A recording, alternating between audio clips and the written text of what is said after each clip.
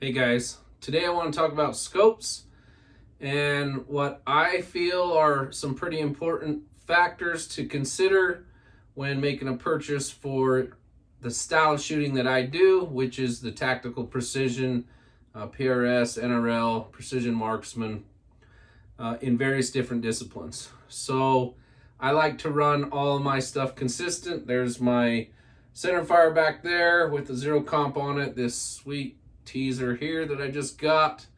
That's one of my air guns also with the zero compromise. My Voodoo has a zero compromise. So all my competition guns are the same. And why I feel that's a benefit or not, it's probably just OCD. But they all have the same kind of features, and it's not an end-all be-all. For example, here is an NX8.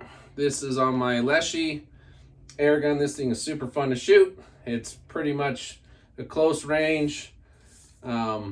Just grab it, you can shoot it out of the truck, so on and so forth. This NX8 drops down to 2.5 power, which is part of the reason I got it. And it looks sweet on this gun also. That's my first Night Force that I've ever bought. Can't say I'm a Night Force fanboy, but it serves its purpose. And that's kind of the point. So you need to get ones that serve the purpose that you have. This is probably the first scope I ever bought. This is a Vortex Viper PST Gen 2. And this has all of the features that you need. It's lacking maybe one or two that I would like, but we'll go through and talk about what those kind of features are. So again, this all pertains to precision rifle style shooting.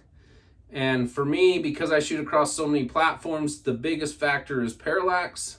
I need to be able to parallax down to shoot with the air guns at really close ranges, 10 yards, 15 yards, 25 yards, so on and so forth.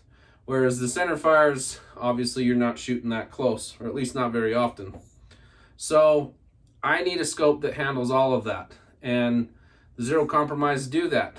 The Vortexes also do that. So I have many of these PST Gen 2s. I have several Vortexes. There's one way up there in the corner. That's a Diamondback. I have Razors and AMGs, the whole 9 yards. I love the Vortex. They've served me well. Just not what I'm using anymore. So the main thing that you need is exposed dialable turrets. And that is what I consider a necessity, because we're shooting at so many target distances. I want to be able to dial to those distances and shoot. A zero stop. So I don't know if you can tell, that stops when you get back to zero. So that's nice, because when you shoot like a really long range stage and you get up in multiple revolutions of the turret, you can just crank it back till you hit that zero. The one feature that this doesn't have that I wish it did is lockable turrets. The zero comps have it, and that keeps things from getting spun accidentally. The other way you can solve that is like this Night Force has a capped windage, and that's really the important one that I'm worried about, because I'm constantly looking at the elevation turret. So exposed turrets with the zero stop, preferably lockable. This is a 5 to 25 zoom range, which is plenty adequate. Most of the shooting I do in these events is around 13, 14 power or so. But it's nice to have a little extra power when you're zeroing. And any other time, if a really small target or it's kind of hard to see, I might zoom in a little bit more. But for the most part, I'm running in that 12, 13 power range. This is a 30 mil tube, which is pretty much the only limiting factor of this rifle, or of this rifle scope, sorry. And it's only a limiting factor in my rimfire and my air guns. In the center fire, that's a 6 GT. I can shoot out to 1,000 yards and only go to about 7-8 mils worth of travel.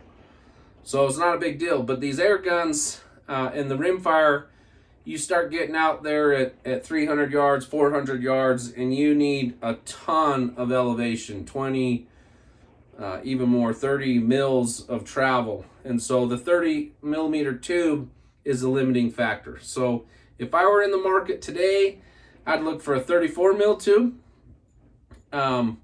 which most of the modern scopes are going to give you, and that's going to give you quite a bit more elevation. You're probably in the 23 to 30 mils worth of elevation available.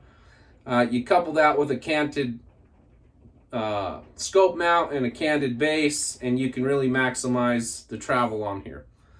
Parallax is an important factor. This also has illuminated reticle, which I wouldn't necessarily say it's a necessity.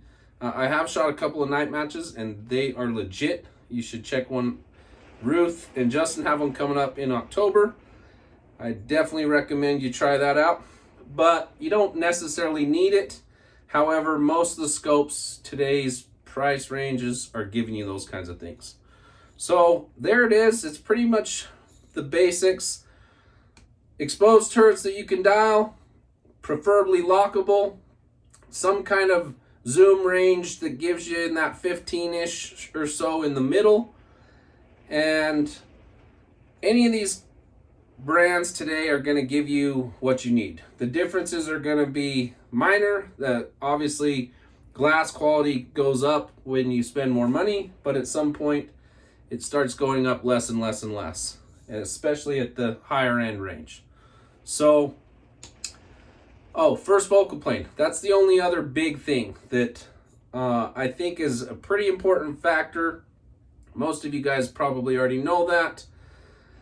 But what that gives you is the ability to use your reticle as true to size, no matter what magnification range you're on. So when would you want a second focal plane? Well, I don't own any second focal planes, so there's that disclosure. But I could see it being a benefit in like the bench rest that I've just started shooting, because when you zoom all the way in on a first focal plane, that reticle grows and grows and grows. And in order to make it big enough that you can see when it's all the way zoomed out, it tends to get rather large when you zoom all the way in. And so a second focal plane, when you're zoomed all the way in, is going to typically be a lot finer of a reticle. And that could be a benefit if you were shooting specifically bench rest or maybe some other disciplines that I don't know anything about. So there it is. Pick something that works for you. Don't take my word for it. I hope I see you out on the range. Thanks, guys.